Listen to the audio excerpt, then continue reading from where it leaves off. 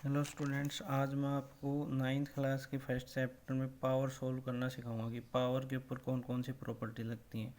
तो सबसे पहले प्रॉपर्टी लगती है जब दोनों बेस सेम हो और उनकी पावर अलग अलग हो। तो दोनों बेस सेम और पावर अलग अलग हो तो दोनों ऐड हो जाती हैं। जैसे ए की पावर यहाँ पे m थी और ए की पावर n थी, तो दोनों सेम बेस है, ए बेस सेम बेस है तो ये दोनों ऐड होगी। एग्जाम्पल के लिए मैंने ले लिया 2 की पावर 5 और 2 की पावर 3। दोनों का बेस 2 है तो ये 2 की पावर 5 प्लस 3 होगी, यानी कि 2 की पावर 8 होगी।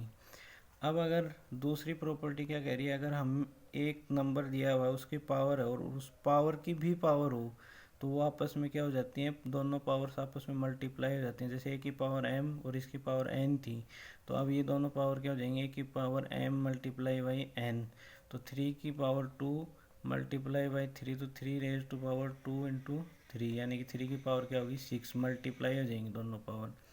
तीसरी प्रॉपर्टी है कि सेम बेस हो और ए की पावर m बाई ए की पावर n हो, तो इसमें क्या होता है, ए की पावर m माइनस n हो जाता है। क्यों? क्योंकि बेस सेम है तो ऊपर नीचे वाली पावर को ऊपर ले जाएंगे तो ये माइनस की हो जाएगी। जैसे हमने यहाँ पे दोनों बराबर में थी, दोनों a इंटू ए था तो हमने ऐड की, तो अब इसको a इंटू ए करेंगे तो ये नीचे से ऊपर जाएगी तो माइनस की हो जाएगी, इसलिए ये की पावर m माइनस n हो जाता है। जैसे मैंने 5 की पावर 7 अपॉन 5 की पावर 3 ले लिया, तो ये हो जाएगा अपना 5 की पावर 7 माइनस 3, यानी कि पावर 4। अब अगली प्रॉपर्टी में क्या कह रहा है कि दोनों के बेस तो अलग अलग हों और दोनों पावर सेम हो, तो उनका क्या होता है, जैसे ए की पावर m है, बी की पावर m है, तो ये दोनों नंबर आपस में मल्टीप्लाई हो जाते हैं और उनकी पावर सेम लग जाती है। जैसे ए की पावर m मल्टीप्लाई बी की पावर m होगी। एग्जाम्पल के लिए 2 की पावर भी 3 थी, 5 की पावर भी 3 थी, तो दोनों का मल्टीप्लाई हो गया 2 इंटू 5 और इनकी पावर लगी 3। अब इसी बेस पे मैं आपको कुछ क्वेश्चन करवा रहा हूँ। पहला क्वेश्चन है 64 की पावर 1/2। तो अब मैंने यहाँ पे 8 स्क्वायर कर दिया। 8 स्क्वायर क्यों किया?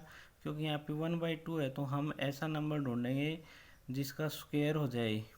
क्यों? क्योंकि हमें इससे पावर को काटने में आसानी रहेगी।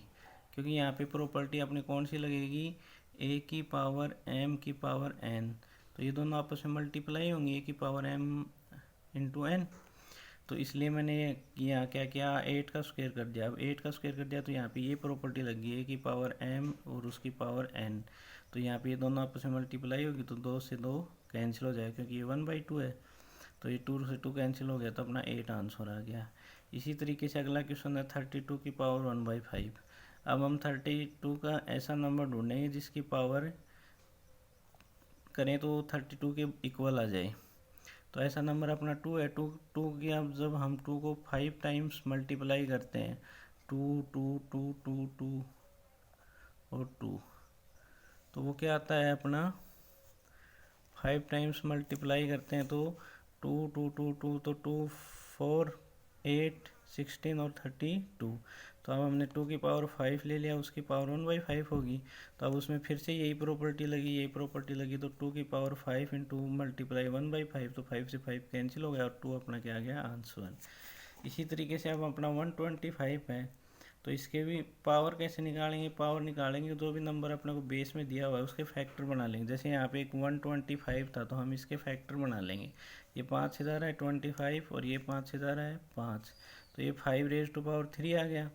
तो हमने 5 रेज टू पावर 3 कर दिया और इसकी पावर कितनी है 1/3। तो अब ये दोनों आपस में मल्टीप्लाई हो जाएंगे क्योंकि ये वाली प्रॉपर्टी लग रही है। तो 5 रेज टू पावर 3 से 3 कैंसिल हो गया, 5 आंसर आ गया। अब अगले क्वेश्चन में हमें सोल्व करना है 9 रेज टू पावर 3/2 है। तो अब हम ऐसी पावर ढूंढेंगे कि जिससे ये नीचे वाला 2 कैंसिल हो जाए। तो वही तरीका जो ऊपर किया था वही करना है। तो हमने 3 रेज टू पावर 2 कर दी तो 3/2 हो गया। अब आगे यही प्रॉपर्टी लग रही है इसमें, तो 3 रेज टू पावर 2 इंटू 3/2, तो 2 से 2 कैंसिल हो गया, 3 रेज टू पावर 3 और इस 3 रेज टू पावर 3 को ओपन करेंगे तो 3 को 3 बार मल्टीप्लाई करेंगे, ये आ जाएगा अपना 27। ठीक है, इस तरीके से अगला क्वेश्चन था, ये भी सेम क्वेश्चन है। ये क्वेश्चन ऊपर 1/5 दे रखा था, यहाँ 2/5 दे दिया, तो यहाँ 2 रेज टू पावर 5 इंटू 2/5, तो दोनों मल्टीप्लाई होंगे, 5 से 5 कट गया तो 2 की पावर आ गई 2 की पावर 2 यानी कि 4 आंसर। अब यहाँ देखो भाई पावर माइनस में है वही 125 है, तो ये 5 रेज़ टू पावर 3 होगी, लेकिन ये मल्टीप्लाई में -1/3 है, तो 5 रेज़ टू पावर 3 इंटू -1/3, तो 3 से 3 तो कैंसिल हो गए, लेकिन पावर क्या बची -1। और जब पावर -1 है तो हम इसको नीचे ले आते हैं प्लस करने के लिए, तो इसलिए ये इसका आंसर आएगा 1/5। अब अपना थर्ड क्वेश्चन है। थर्ड क्वेश्चन में हमें बेस सेम दे रखे हैं, पावर अलग दे रखी है। तो इसमें प्रॉपर्टी मैंने यहाँ करके दिखा रखी है, जब a raise to power m और a raise to power n है तो दोनों की पावर ऐड हो जाएंगी।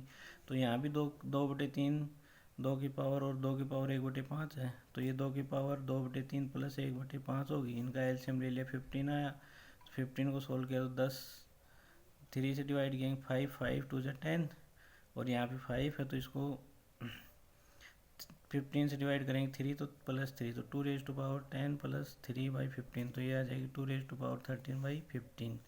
इसी तरीके से अगला क्वेश्चन है, इसमें दूसरी प्रॉपर्टी लग रही है। कौन सी लग रही है? a की पावर m बाई a की पावर n।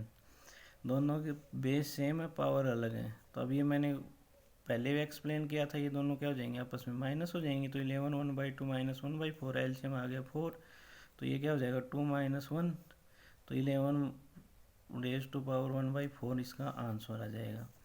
इसी तरीके से अगला क्वेश्चन है, इसमें भाई अपने बेस दोनों के अलग अलग हैं लेकिन पावर सेम है, तो इसमें प्रॉपर्टी मैंने लगा दी है कि पावर m इंटू बी की पावर m, तो इन दोनों का मल्टीप्लाई कर देंगे, तो 7 की पावर भी 1/2 है, 8 की पावर, तो दोनों का मल्टीप्लाई कर दिया 7 इंटू 8, और इन दोनों की पावर क्या होगी 1/2, तो 7 और 8 को मल्टीप्लाई करेंगे तो 56 रेज टू पावर 1/2 आंसर आ जाएगा।